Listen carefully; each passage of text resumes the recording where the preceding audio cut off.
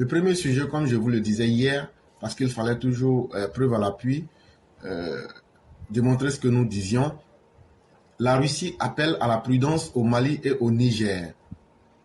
L'ambassade de Russie au Mali et au Niger a lancé un appel à la prudence à l'attention de ses ressortissants présents dans ces deux pays d'Afrique de l'Ouest.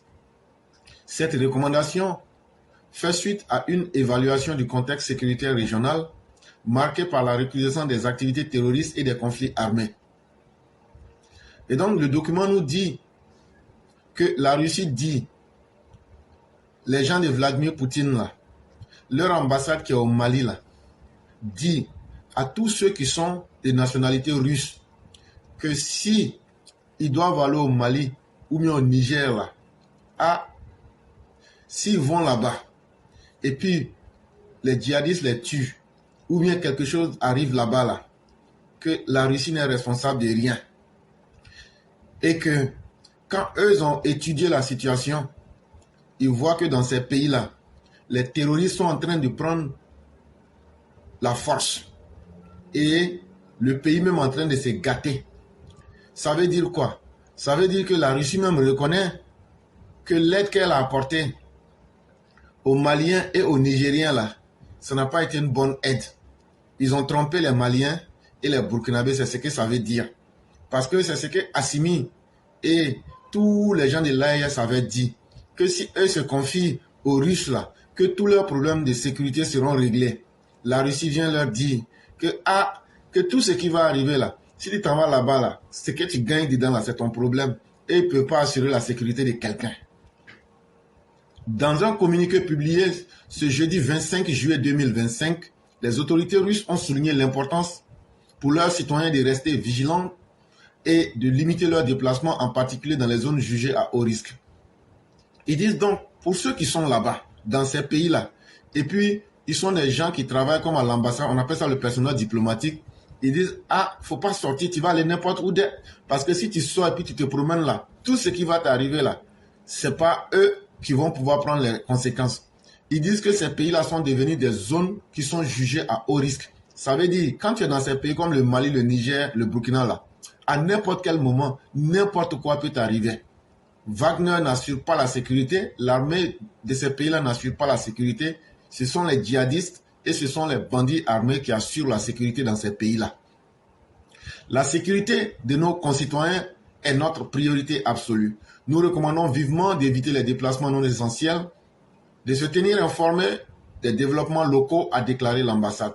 Ils disent donc là que tous ceux qui sont leurs ressortissants là, ils n'ont qu'à dormir avec un œil ouvert et puis ils n'ont qu'à ouvrir aussi leurs oreilles.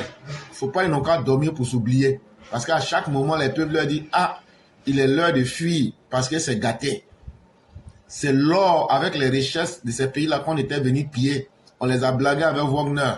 Maintenant là, on n'a qu'à fuir. Cette démarche s'inscrit dans un contexte de tensions croissantes dans la région sahélienne, où plusieurs groupes armés et organisations terroristes opèrent souvent avec des attaques visant aussi bien les forces de sécurité que les civils. Ils disent que dans ces pays-là aujourd'hui, là, les groupes terroristes sont devenus les patrons dans ces pays-là. Ils peuvent attaquer n'importe où, à n'importe quel moment qu'ils veulent. Ils peuvent attaquer les forces de l'ordre, ils peuvent attaquer l'armée, ils peuvent attaquer tout. Pour les civils même, là on ne peut pas compter. Ça, c'est devenu leur manger de chaque jour. La situation est exacerbée par l'instabilité politique, notamment au Niger, où un coup d'État récent a contribué à la dégradation de la sécurité. Et ils disent que ce qui a encore gâté la situation même là, c'est le coup d'État qui a été fait au Niger là, que c'est ça qui est venu même pour tout gâter. Donc actuellement là, c'est Gatouzo dans ces pays là-bas là. Donc là, les autorités russes collaborent étroitement avec les gouvernements locaux et les organisations internationales pour suivre de près l'évolution de la situation. Donc, les gens de l'AES qui disent qu'eux vont se retirer de la CEDEAO, qu'eux vont se retirer de l'Union africaine, qu'eux vont se retirer de l'ONU là. Voilà votre patron. La Russie là. La Russie dit qu'elle seule là, non seulement elle a échoué dans vos pays, mais elle travaille avec les organisations internationales pour suivre l'évolution de la situation. pour voir comment les choses vont évoluer dans votre pays là-bas. La Russie elle-même est obligée de compter sur l'international, sur les organisations internationales que sont la CEDEAO, que sont l'Union africaine, que sont l'ONU, pour voir comment la situation va évoluer. La Russie n'est pas prête à déposer un franc CFA pour l'aide au développement. La Russie n'est pas prête pour assurer la sécurité dans ces pays. La Russie n'est pas prête à avoir un partenariat qui va aider ces gens à la sortie de cette situation-là. La Russie dit elle n'a pas le temps d'aider à ce que la situation évolue tant que la communauté internationale ne va pas mettre sa bouche dedans. Des mesures de sécurité supplémentaires ont été mises en place pour protéger les installations russes et les zones fréquentées par les ressortissants russes. Donc, à l'heure là où on vous parle là, les Russes qui sont dans ces pays comme le Niger, le Mali, le Burkina là, les Russes ont pris des dispositions pour se protéger leur ambassade, mais à part ça là, le reste là, ils s'en foutent de ça. Ce qui va arriver là, eux, ils ne peuvent pas s'occuper de ça. C'est leurs ressortissants qui les intéressent. Les citoyens russes sont également invités à enregistrer leur présence auprès de l'ambassade et à suivre les consignes des autorités locales et diplomatiques. Donc, comment on ne sait pas ce qui va arriver demain ou après-demain là?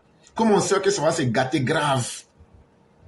Donc, les autorités russes disent à leurs ressortissants qui sont dans ces pays-là de tout faire pour se faire enregistrer rapidement. Ce sont les signes prémonitoires, ce sont des signes qui annoncent qu'il y aura des très grands malheurs qui vont arriver au Mali, au Niger et au Burkina Faso. Chaque fois que tu vois les ambassades occidentales en train de recommander vivement à leurs ressortissants de venir s'inscrire et de ne pas se déplacer, ça veut dire que ces personnes ont des informations plus graves que ce qu'elles nous mettent dans le communiqué. Et en même temps, en cas d'urgence, l'ambassade a mis en place des numéros d'urgence accessibles 24 heures sur 24.